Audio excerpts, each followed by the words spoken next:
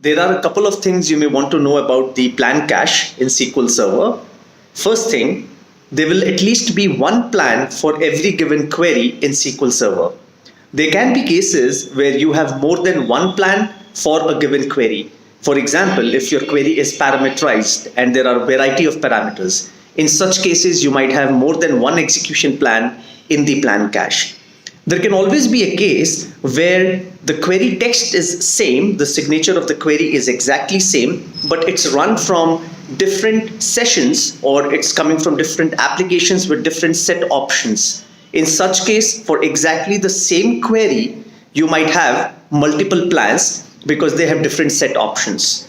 You can track that using DMV, sysdm exec cache plans, and you can see all the attributes for any given execution plan using another DMV called dim exec plan attributes.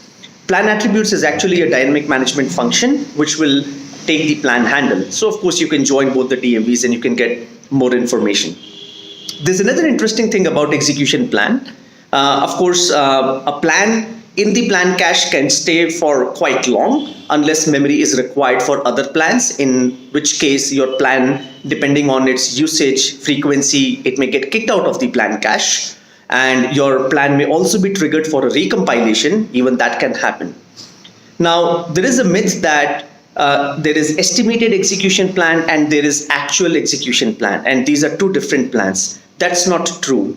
There's actually always only one plan. What you see as estimated execution plan is the actual execution plan. It's just that one plan.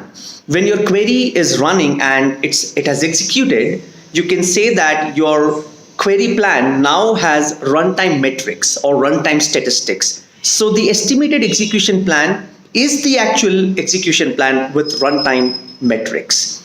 So these are certain things that you should know about execution plan. And of course, if you want to troubleshoot a slow running query, you need to dive deep into execution plan. That's it for today. Hope the video was helpful. Do share it with your friends and colleagues. See you soon.